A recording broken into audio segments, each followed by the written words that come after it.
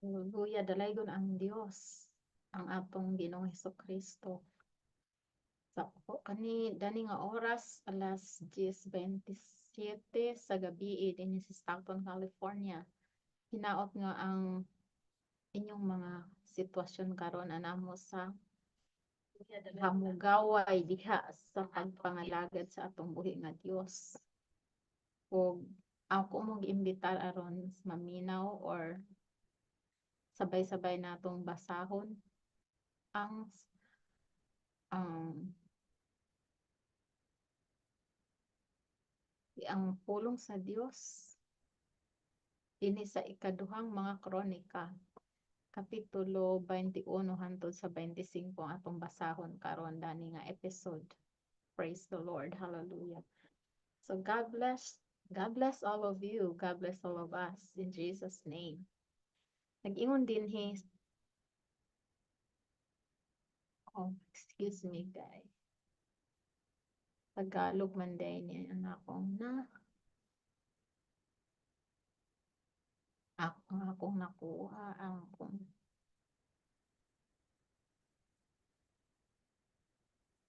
Tagalog ang akong na retrieve nga Bible sa dinhi sa ta sa Binisaya. Binisaya. Okay, kaduhang Kronikas kapitulo 21. So, kay nag-ingon dinhi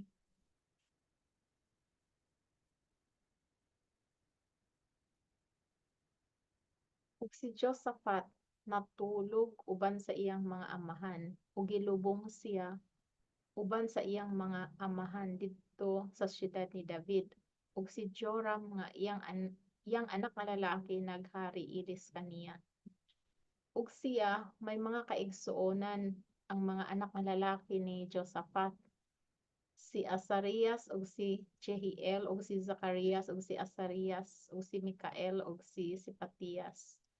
Kining tanan mga anak nga lalaki ni Josaphat nga hari sa Israel. Ug ang ilang amahan mihatag kanila og daghan kaayong mga gasa sa salapi ug sa bulawan ug sa bililhon nga mga butang uban ang mga kinutaang syudad sa Huda.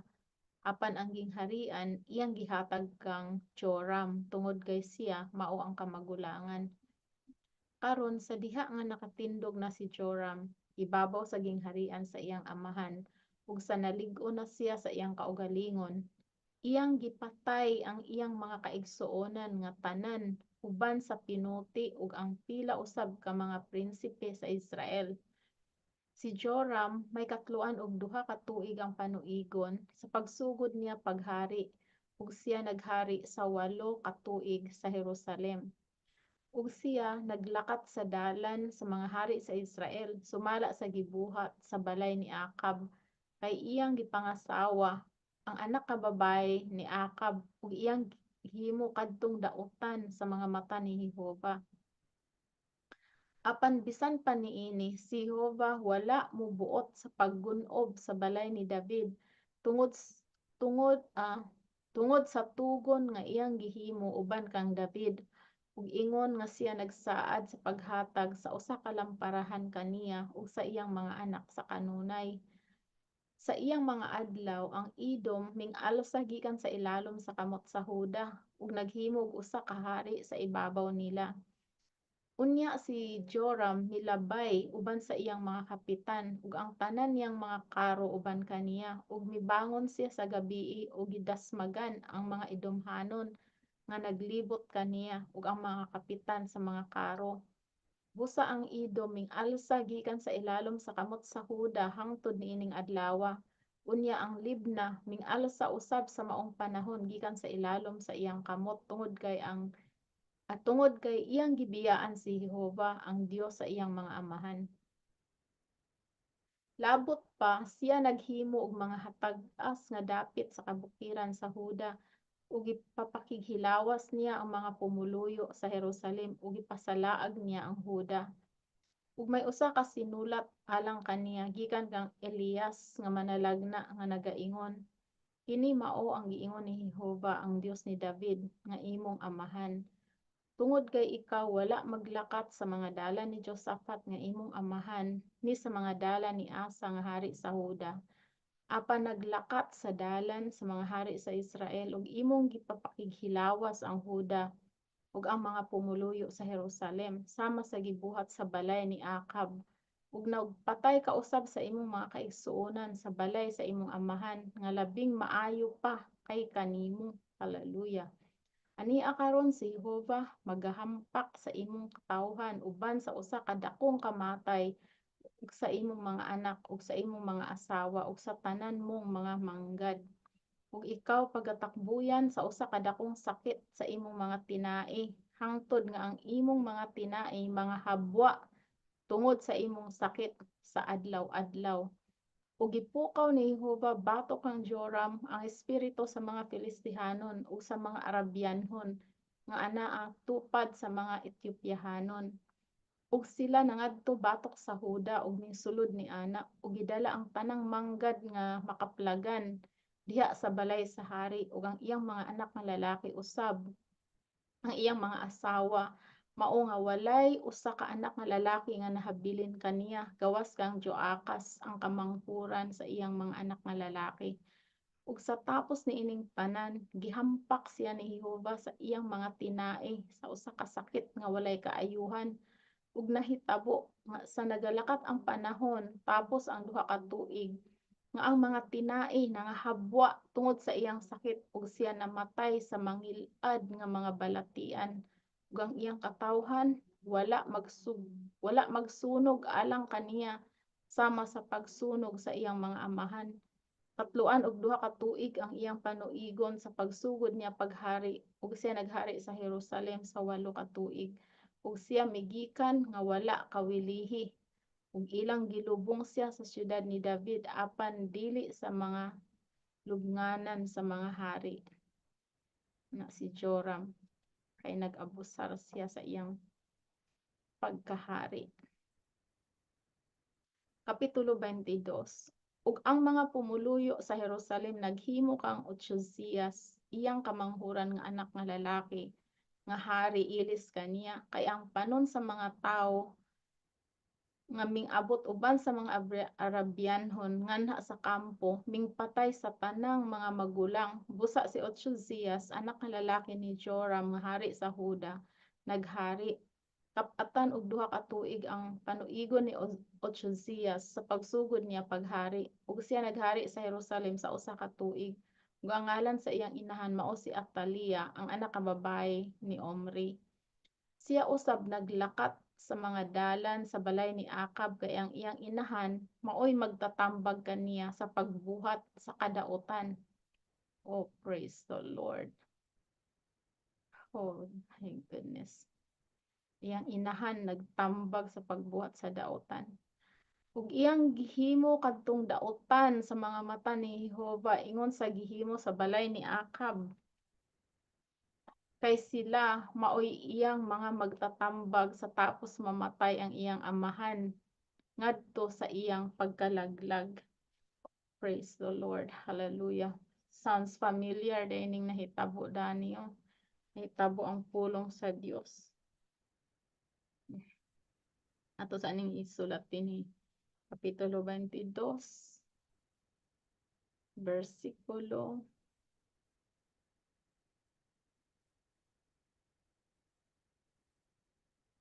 2, 3.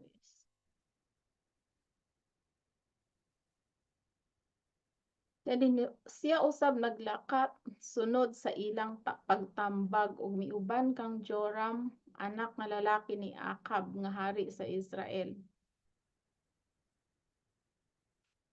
Sa pagpakigubat batok ang Hazael nga hari sa Syria didto sa Ramot Galaad.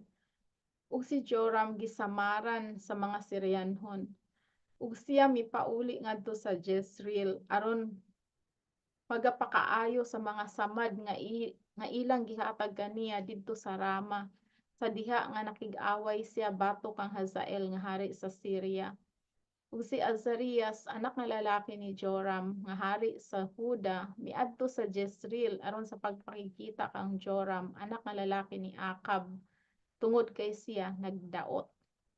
Karon ang pagkalaglag ni Otzoziyas iya sa Dios nga niana siya miadto kang Joram kaysa diha nga nahiabot na siya miadto uban kang Joram batok kang Jehu anak nga lalaki ni Nimsi nga gidihogan ni Jehova aron sa pagbungkag sa balay ni Akab. Ug nahitabo sa diha nga si Jehu naghimo sa paghukom ibabaw sa balay ni Akab nga iyang hikaplagan ang mga prinsipe sa Huda ug ang mga anak nga lalaki sa mga kaigsuonan ni Otzoziyas nga nanag-alagad kang Otzoziyas ug iyang gipamatay sila. Ug iyang gipangita si Otzoziyas ug ilang hingdakpan siya.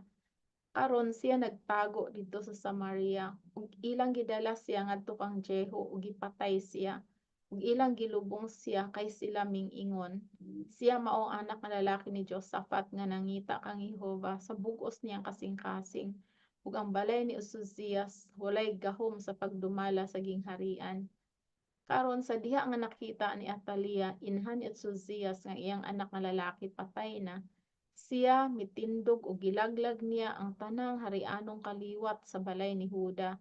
Apan si Josabeth ang anak nga babae sa hari midala kang Joas ang anak nga lalaki ni Uzzias ug gikawat siya pagdala gikan sa mga anak nga lalaki sa hari nga gipamatay ug gibutang siya ug ang iyang iwa sa usa ka lawak nga higdaanan. Busa si Josabeth ang anak nga babae ni Hari Joram ang asawa ni Joiada nga saserdote kay siya maong igsoon nga babae ni Uzzias. Nagtago kaniya gikan kang Atalia mao nga siya wala niya mapatay. Ug siya diha uban kanila nga gitaguan diha sa balay sa Dios sulod sa unom ka tuig. Ug si Atalia naghari sa ibabaw sa yuta.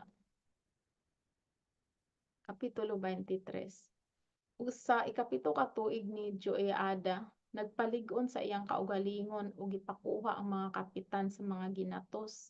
Si Azarias anak nga lalaki ni Joram ug si Ismael anak nga lalaki ni Johanan ug si Azarias anak nga lalaki ni Obed ug si Maasiyas anak nga lalaki ni Adaias ug si Elisaphat anak nga lalaki ni Zikri aron sa paghimo ug pakigsaad uban kaniya.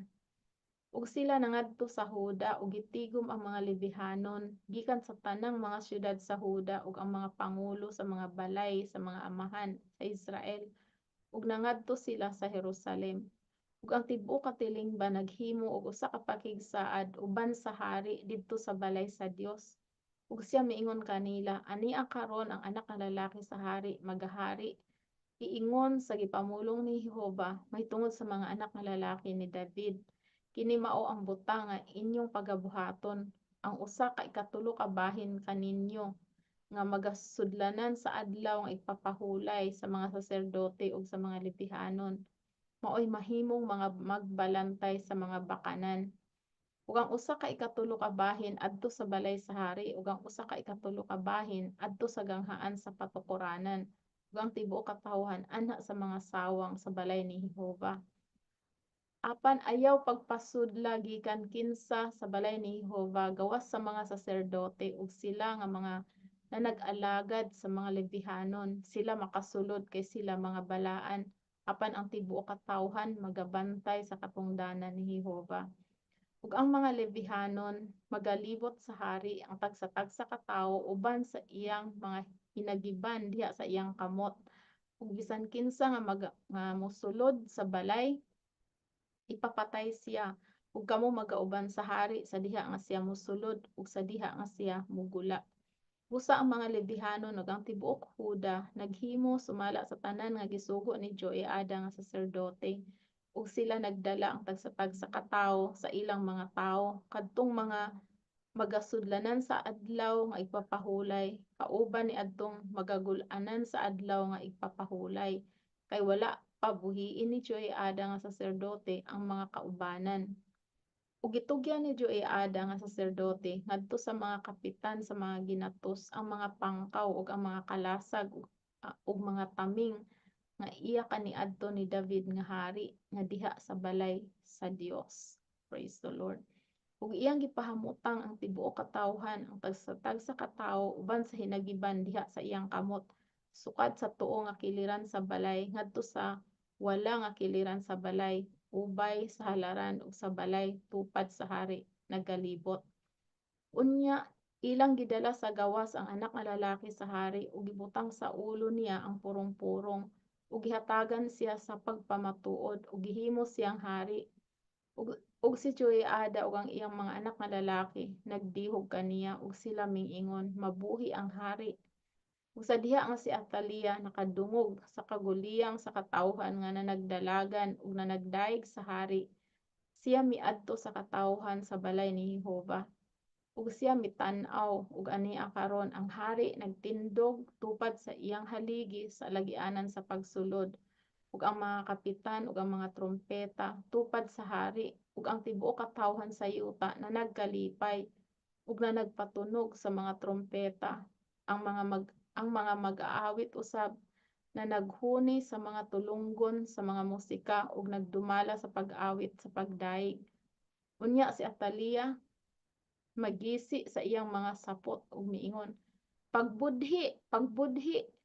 Ug si Joiada nga saserdote nagdala ngadto sa gawas sa mga kapitan sa mga ginatos nga gibutang sa panon ug miingon kanila, "Paagias siya sa taliwala sa mga laray, ug bisan kinsa nga mosunod kaniya ipapatay siya uban sa pinuti." Kay ang saserdote miingon, ayaw siya pagpatya sulod sa balay ni Jehova. Pusa sila minghatag og alagianan alang kaniya ug siya miadto ngadto sa pagsulod sa ug siya miadto ngadto sa pagsulod mo sa pultahan sa kabayo ngadto sa balay sa hari ug ilang gipatay siya didto. Ug si Joiada naghimo og usa ka pakigsaad sa taliwala sa iyang kaugalingon ug sa tibuok katawhan ug sa hari nga sila mahimong katawhan ni Jehova. Ug ang tibuok katawhan nangadto sa balay ni Baal ug gigun-ob kini ug gigun-ob ang iyang mga halaran ug gigupok ang iyang mga larawan ug gipatay si Matan ang saserdote ni Baal sa atubangan sa mga halaran. Ug gitudlo ni Jehoiada ang mga punuan sa balay ni Jehova ilalom sa kamot sa mga saserdote nga mga Levihanon nga gibahin-bahin ni David diha sa balay ni Jehova aron sa paghalad sa mga halad nga sinunog kang Jehova.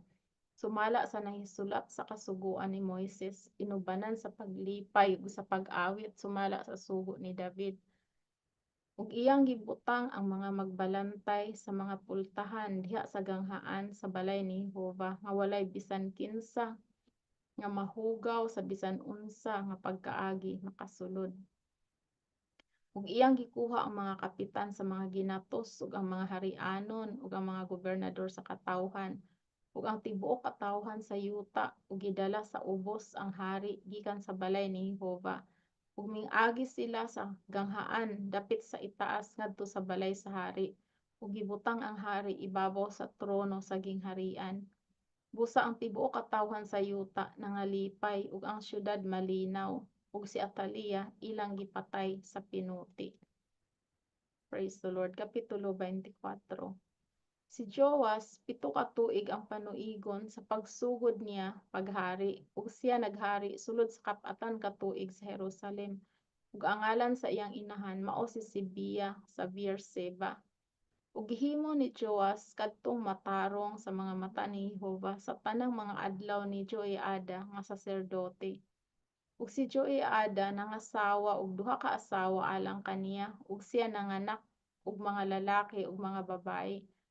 Ug nahitabo sa tapos niini nga si Joas nakahuna-huna sa pag-ayo sa balay ni Jehova. Ug iyang gitigom sa pagtingob ang mga saserdote ug ang mga Levihanon ug miingon kanila, "Umadto kamo sa mga syudad sa Huda ug magtigom kamo gikan sa tibuok Israel sa lapi aron sa pag-ayo sa balay sa inyong Dios tuig-tuig. Ug tan-awon ninyo nga inyong dalion ang maong butang apan ang mga Levihanon wala magdali niini." Ug gitawag sa hari si Joiada ang pangulo ug miingon kaniya, "Nganong wala mo kinahanglan sa mga Levihanon gikan sa Huda ug sa Jerusalem ang buhis ni Moises ang alagad ni Jehova ug ang sa katilingban sa Israel alang sa balong-balong sa pagpamatuod. Kay ang mga anak nga lalaki ni Atalia kadtong daotan nga babay nagbungkag sa balay sa Dios ug ang tanang mga butang usab nga hinalad sa balay ni Jehova ilang gihatag ngadto sa mga Baal. Busa ang hari nagsugo ug sila naghimog usa ka kahon ug gibutang kini didto sa gawas sa pultahan sa balay ni Jehova. Ug sila naghimo og usa ka pagpahibalo sa tibuok Huda ug Jerusalem sa pagdala kang Jehova sa buhis nga gipabuhis ni Moises nga alagad sa Dios sa mga Israelihanon didto sa kamingawan. Ug ang tanang mga prinsipe ug ang tibuok katawhan nangalipay ug gidala sa sulod ug gisulod didto sa kahon hangtod nga ilang natapos. Ug mao kadto nga sa bisan unsang panahon nga ang kahon gidala ngadto sa mga punuan sa hari pinaagi sa kamot sa mga Lebihanon ug sa diha nga sila nakakita nga adunay daghang salapi. Ang kalihim sa hari ug ang punuan sa labawng saserdote moabot ug habwaon ang sulod sa kahon ug dadon kini pagbalik sa bulutangan niini. Ingon niini ang ilang gibuhat sa adlaw-adlaw ug nakatigom og daghan nga salapi. Ug gihatag sa hari og ni Joiada kini sa mga nagbuhat sa pag-alagad sa balay ni Jehova ug sila nanuhol sa mga magtitiltil sa bato ug mga panday aron sa pagpaayo sa balay ni Jehova ug sa nagbuhat usab sa puthaw ug tumbaga aron sa pag-ayo sa balay ni Jehova. Busa ang mga mamumuo na nagbuhat ug ang pag-ayo nagkanunay sa ilang mga kamot ug ilang gipatindog ang balay sa Dios sumala sa pagpahamutang ni ana ug nagpalig-on ni ana. Ug sa diha nga sila nakatapos na ilang gidala ang salin sa salapi ngadto sa atubangan sa hari ug kang Joiada diin pamuhata ang mga sudlanan alang sa balay ni Jehova bisan mga sudlanan nga tungod ni ana himuon ang pag-alagad sa paghalad ug mga kutsara ug mga sudlanan nga bulawan ug salapi. Busa sila na naghalad sa mga halad nga sinunog sa balay ni Jehova sa kanunay sa tanang mga adlaw ni Joiada. Apan si Joiada nagkatigulang nagayod og hupong sa mga adlaw ug siya namatay busa usa ka gatos ug katluan ka tuig ang panuigon sa iyang pagkamatay. Praise the Lord. Ug ilang gilubong siya didto sa siyudad ni David taliwala sa mga hari tungod kay siya naghimo og maayo sa Israel ug alang sa Dios ug sa iyang balay. Karon tapos sa kamatayon ni Joiada nangabot ang mga prinsipe sa Huda ug minghatag sa katahuran sa hari unya ang hari namati kanila ug ilang gibiyaan ang balay ni Jehova ang Dios sa ilang mga amahan ug nag-alagad sa Asherim ug sa mga Diyos-Diyos ug ang kaligot-got miabot ibabaw sa Huda ug sa Jerusalem tungod niining ilang pagka makasasala. Bisan pa niana siya nagpadala og mga manalagna kanila sa pagpabalik kanila pag-usab ngadto kang Jehova ug sila na nagpamatuod batok kanila apan sila wala mamati. Ug ang espiritu sa Dios miabot kang Zacarias anak nga lalaki ni Joiada nga saserdote ug siya mitindog sa ibabaw sa katawhan ug miingon kanila, kini mao ang giingon sa Dios nganong naglapas kamo sa mga sugo ni Jehova aron kamo dili magkamauswagon tungod kay inyong gibiyaan si Jehova siya usab magabiya kaninyo. Ug sila na nagsabot-sabot sa tago bato kaniya ug gibato siya sa mga bato sumala sa sugo sa hari diha sa sawang sa balay ni Jehova. Busa si Joas ang hari wala mahanumdum sa kalulot nga gibuhat kaniya ni Joiada nga iyang amahan. Hinunoa gipatay ang iyang anak nga lalaki. Ug sa pagkamatay niya siya miingon, si Jehova magatan-aw unta niini ug magasilot niini. Ug nahitabo sa katapusan sa tuig nga ang kasundaluhan sa mga Syrianhon mingtungas batok kaniya ug ming-adto sila sa Huda ug sa Jerusalem ug gipanlaglag ang tanang mga prinsipe sa katawhan gikan sa kinataliwad-an sa katawhan ug gipadala ang tanan nga inagaw gikan kanila ngadto sa hari sa Damasco. Kay ang kasundaluhan sa mga Syrianhon ming-abot uban ang usa ka diyutay nga panon sa mga tawo. Ug gitugyan ni Jehova ang usa ka dako kaayong panon ngadto sa ilang kamot, tungod kay ilang gitalikdan si Jehova ang Dios sa ilang mga amahan, ug sa ilang gihimo ang paghukom kang Jowas. Ug sa pagkahimulag nila gikan kaniya, kay ilang gibiyaan siya nga masakiton kaayo, ang iyang kaugalingong mga alagad nagsabot-sabot sa tago batok kaniya tungod sa dugo sa mga anak nga lalaki ni Joiada nga saserdote. Ug ilang gipatay siya diha sa iyang higdaanan ug namatay siya, ug iyang gilubong siya didto sa siyudad ni David apan siya wala nila ilubong sa mga lubnganan sa mga hari. Ug kini sila mao ang nagsabot-sabot sa tago batok kaniya: si Zabad anak nga lalaki ni Shimith nga Amonhanon, ug si Jozabad anak nga lalaki ni Simrit ang Moabnon. Karon mahitungod sa iyang mga anak nga lalaki ug ang pagkadako sa iyang mga lulan nga gitungtong kaniya ug ang pagtukod pag-usab sa balay sa Dios, ania karon sila nahisulat sa hubad sa kaagi sa basahon sa mga hari. Ug si Amasias nga iyang anak nga lalaki naghari ilis kaniya. Praise God, hallelujah. Kapitulo 25. Ug si Amasias kaluhaan og 5 ka tuig ang panuigon sa pagsugod niya paghari. Ug siya naghari sulod sa kaluhaan og 9 ka tuig sa Jerusalem. Ug ang ngalan sa iyang inahan mao si Joadan sa Jerusalem. Ug siya nagbuhat niadtong matarong sa mga mata ni Jehova apan wala uban ni sa usa ka hingpit nga kasing-kasing. Karon nahitabo sa diha nga ang gingharian nalig-on na diha kaniya nga iyang gipamatay ang mga sulugoon nga nagpatay sa hari nga iyang amahan. Apan wala niya patya ang ilang mga anak, kundili nagbuhat hinuon sumala sa nasulat sa kasugoan sa basahon ni Moises, sumala sa gisugo ni Jehova nga nagaingon: ang mga amahan dili mamatay alang sa mga anak, ni ang mga anak mamatay alang sa mga amahan, kundili ang tagsa-tagsa ka tawo mamatay alang sa iyang kaugalingong sala.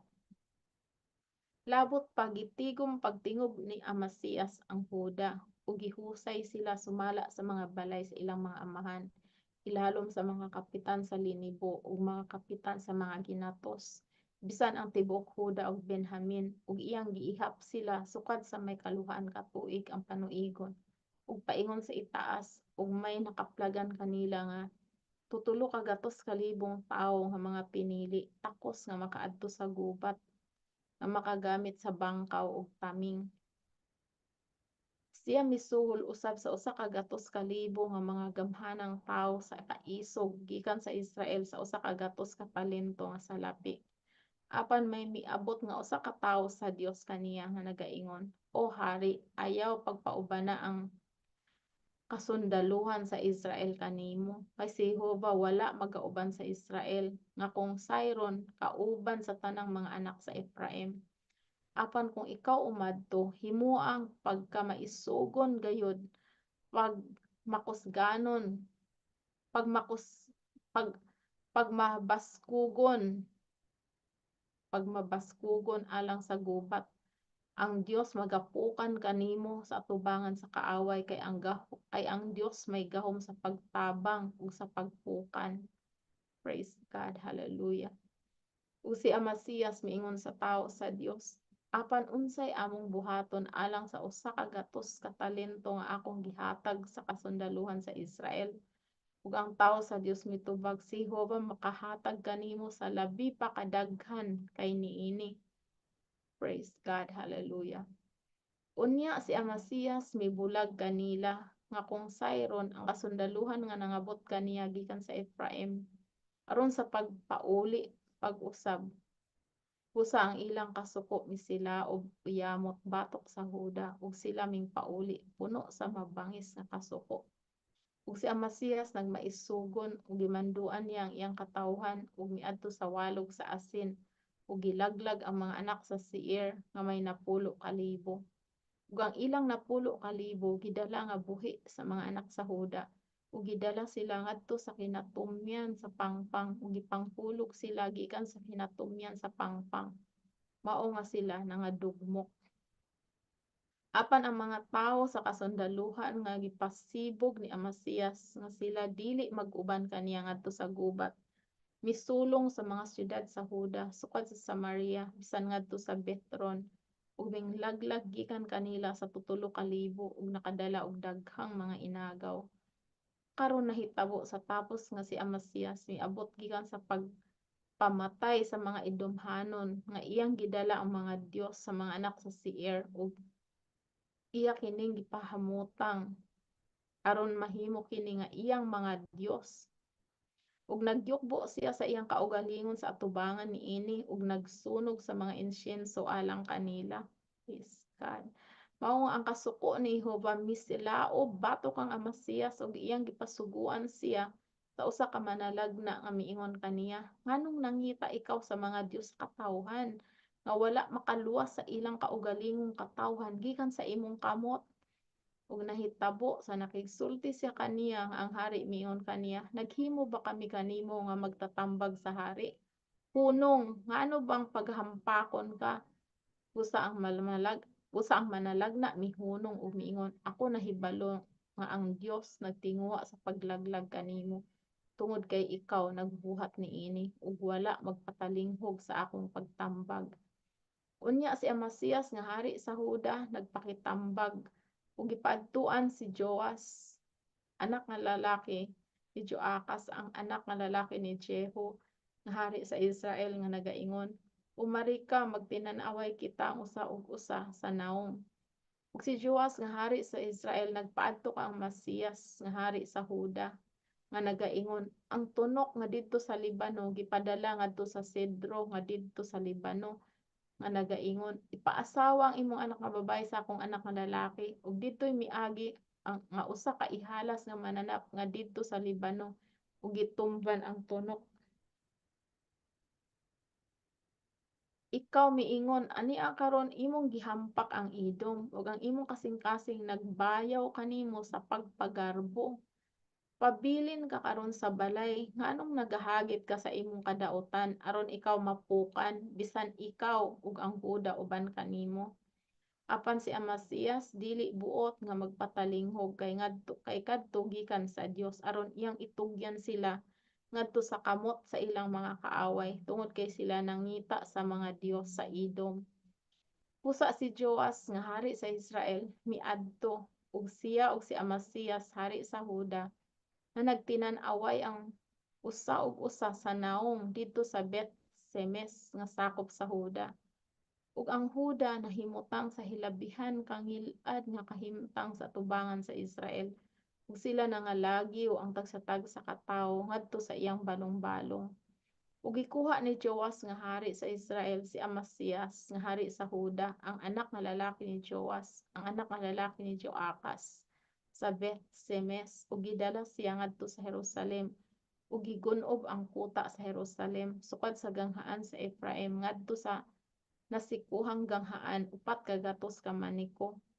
Ug iyang gikuha ang tanang bulawan ug salapi ug ang tanang mga sudlanan nga hingpalgan diha sa balay sa Dios nga diha kang Obed-Edom ug ang mga bahandi sa balay sa hari, mga tawo nga gipatinga usab ug mipauli ngadto sa Jerusalem.